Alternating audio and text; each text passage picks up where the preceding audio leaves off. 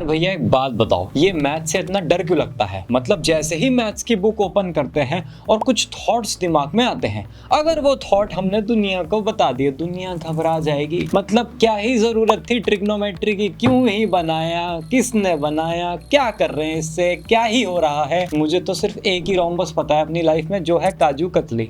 और जितनी बार खाता हूँ उतनी बार सिर्फ टेस्ट ही आता है, रोम्बस की प्रॉपर्टी नहीं आती दिमाग में। थप्पड़ भी एक बार के लिए खा लेंगे हम, लेकिन हम मैथ्स को नहीं झेल पाते। चलो इस प्रॉब्लम को आज प्रैक्टिकली सॉल्व करने की कोशिश करते हैं। एक बहुत ही फेमस सेइंग है मार्केट में कि अगर सारी मैथ्स की बुक्स जला दी जाएं तो भी इंसान हिसाब किताब तो कर ही लेगा। चाहे पिज्जा के स्लाइस हो या फिर नूडल्स का बिल, चाहे पॉकेट मनी को सेव करके गर्लफ्रेंड को गिफ्ट दिलाना हो, या फिर क्रिकेट खेलते हुए थोड़ा सा स्कोर का हिसाब रखना हो, ये सब तो हम आसानी से कर लेते हैं। लेकिन जैसे ही मैथ्स एज अ सब्जेक्ट हमारे सामने आता है, हमें चक्कर आने लगता है। बाबू एक बात दिल से बताऊं, इस चक्रव्यूह में ना सिर्फ कॉमर्स स्टूडेंट्स ही फंसे हुए हैं। भाई सबसे पहले पकड़ो पीसीएम, फिजिक्स केमिस्ट्री मैथ्स, नाम में ही मैथ्स है भाई। ये तो पढ़ोगे या फिर नहीं पढ़ोगे, या तो 100% या फिर 0%, टेंशन ही खत्म। सेकंड कैटेगरी आती है पीसीबी और आर्ट्स स्ट्रीम वालों की, साथ में मैथ्स मिलती ही नहीं, ऑप्शनल में भी मैथ्स नहीं देता स्कूल, तो यहाँ तो टेंशन ही खत्म हो गई। लेकिन जैसे ही आप कॉमर्स स्ट्रीम की तरफ जाओगे,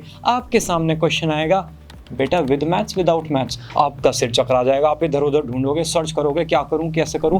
फिर आप मम्मी पापा भाई बहन दीदी सीनियर इनके पास जाते हो। सबसे पहले पापा मम्मी के पास गए, वो कहेंगे बेटा देखो जो तुम्हारा मन है वो करो, कोई जोर जबरदस्ती नहीं है। टीचर कहेंगे बेटा अगर हिम्मत है तो ले लेना वरना रहने देना। दोस्त थोड़ा सा औकात दिखाता है, दोस्त क्या कहता है, बेटा तेरे पे जिलेगी तो लेना वरना भाई अकाउंट में भी पूरी मैथ है, अपने हिसाब से देख ले, अकाउंट में भी पढ़नी है, कहीं प्रेशर ना पड़ जाए तेरे पे। देखो डिसीजन एट द एंड आपका है। अब मेरे सिर्फ आप 3 पॉइंट्स सुन लो, इधर हेलो हेलो इधर 3 पॉइंट्स। अगर इन तीनों पॉइंट्स का आंसर आता है यस तो मैथ्स ले लेना, अगर आंसर आता है नो तो मैथ्स को आप अवॉइड कर सकते हो। पॉइंट नंबर 1, बड़ा कॉलेज। अगर आपको अपनी लाइफ में 12th के बाद और ग्रेजुएशन के बाद टॉप कॉलेज टारगेट करना है जहां पर एंट्रेंस के बेसिस पर एडमिशन होता है, मैथ्स लेनी पड़ेगी। भाई ने बोला करने का तो करने का। सबसे पहले बात करते हैं बीबी एंट्रेंस एग्जाम की। चाहे आईपी मैट हो, क्राइस्ट हो, एनपैट हो, सिम्बोसिस हो, आपका आईएम बैंगलोर का बीबी एंट्रेंस है, इन सब में आपको तकड़ी मैथ्स मिलती है। अलजेब्रा, अरिथमेटिक,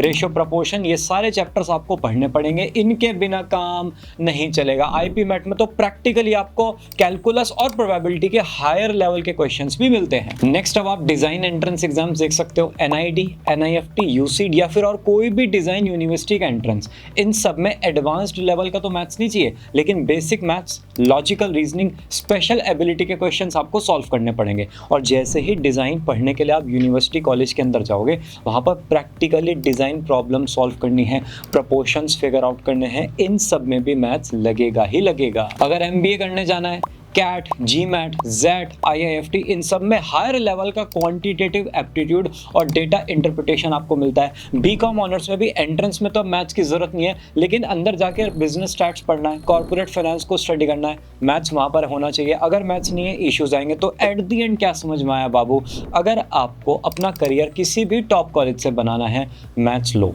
अगर आपको है कि नहीं भैया सब कुछ इंसान के ऊपर होता है, कॉलेज वगैरह तो मैटर नहीं करता, इस वाले माइंडसेट के हो, तो फिर आप मैथ्स को अवॉइड कर सकते हो। Point number 2, career in global finance. अगर आपको सीएफए, एफआरएम, सीपीए, यूएससीएम में ये कोर्सेज करने हैं, स्ट्रॉन्ग लेवल का क्वांटिटेटिव और एनालिटिकल एबिलिटी चाहिए ही चाहिए, एकेए मैथ्स पढ़ना पड़ेगा। इन कोर्सेज को पढ़ने के बाद जो आप वर्क करते हो मार्केट में जाकर, financial analysis, risk assessment, investment evaluation, इनमें तो मैथ्स एक बेसिस है भाई। सीए, सीएससीएम में यहां पर आपको लीगल और कंप्लायंस रिलेटेड स्टडी मिलती है। मैथ्स का इतना ज्यादा रिक्वायरमेंट नहीं होता, बहुत सारे नॉन मैथ्स बच्चे भी कर लेंगे, लेकिन आपको इंटरनेशनल कोर्सेज करके investment banking, portfolio management, private equity, इन सब फील्ड में जाना है। 50 लाख से लेकर 2 करोड़ तक के पैकेज को टारगेट करना है, देन ये बिना मैथ्स के इम्पॉसिबल है कि इन करियर में आप एक्सट्रीम ग्रो कर सकते हो। तो आंसर क्या है, ग्लोबल फाइनेंस में जाना है तो मैथ्स ले लो, नहीं जाना है तो आप मैथ्स को अवॉइड कर सकते हो। Point number 3, premium government job. Jobs भाई PSU,